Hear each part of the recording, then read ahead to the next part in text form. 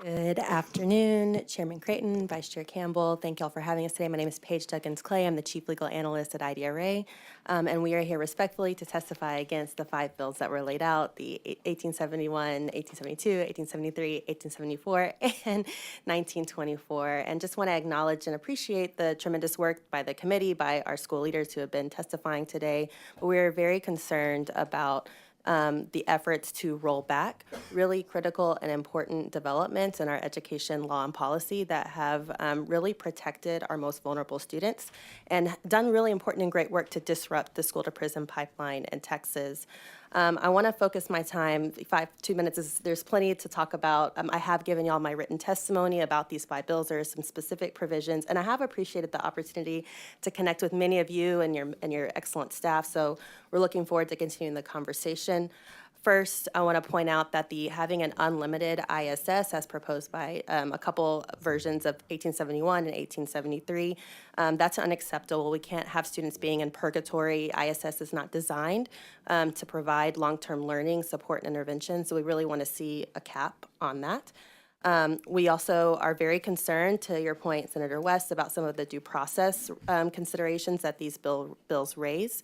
We want to see more due process protections, more communication, more evidentiary standards for students and for families. And ultimately, we're deeply concerned about reverting to criminalization and pushing kids into court systems which are not equipped to support and handle the challenges that our young people and our families are facing.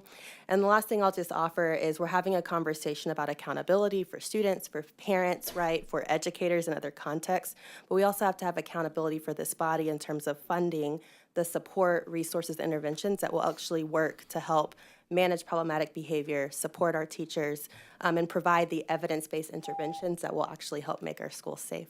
Thank you very much. Do y'all have any comments about JJEP programs? Yeah, thank you, Senator, for the question. IDRA has actually been collaborating with Texas Appleseed and other partners over the last year and a half to do a comprehensive study of DAP, so we look forward to sharing the results of that with the members. Just offer a slightly different perspective. The experience that students have in DAEPs varies wildly across the state based on resources, based on demographics, based on the values and sort of what is happening in individual communities.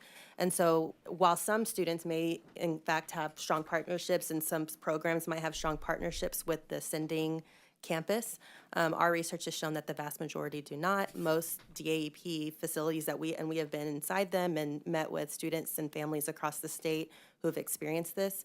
It's computer-based learning. It is a sort of standardized curriculum that is totally divorced from whatever coursework they may have been engaged in, and there's not sort of a requirement to offer one comparable programming, academic or extracurricular, right? It just has to be enough to keep a student on track to graduate. And so certainly for students who are being sent, there's a high degree of likelihood that they do get off track and do get disconnected and don't have the same opportunities. And I know that we're having a conversation about that policy, but especially when we're looking at the wide variety of offenses that are getting students placed in DAPs, that should be really concerning. Oh, no. Okay. I think it's a great dialogue to have, because I think this highlights exactly why it's so problematic to be considering reintegrating court systems into discipline systems, because they are wholly separate. They have different evidentiary standards. Okay, I'm going to hold there.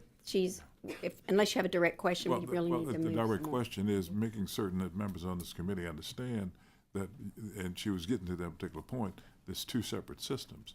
We have the school system response, and then we have the judicial response. I just didn't hear that question clear because I heard you asking the first man. Right. But I mean, I'd like us to get clear question. I thought, given the fact that a lot of the persons on this committee have never been on this committee before, and frankly, I don't believe that are familiar with this particular system, save and except the chair. Well, let's go ahead. Of the panel, let's say Paige with IDRA, I read here, you're concerned that issues like truancy, disorderly conduct, disruption, which could be yelling or screaming or something not necessarily violent, could be potentially criminalized. Is that your concern?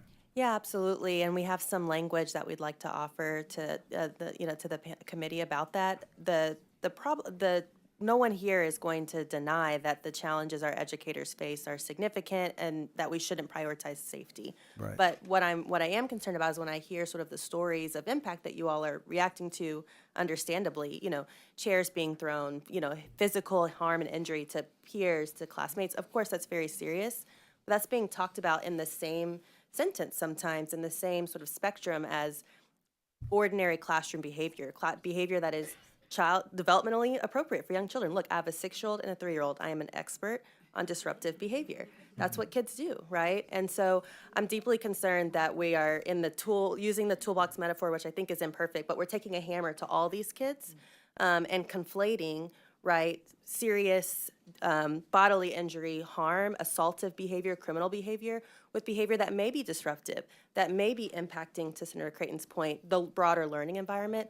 But the solution, there's no evidence to suggest that the solution to addressing that kind of behavior is removal, especially to a setting, which we had a dialogue about, where in DAP, ISS, OSS, or whatever it is, there's not resources to address the underlying root causes of that behavior.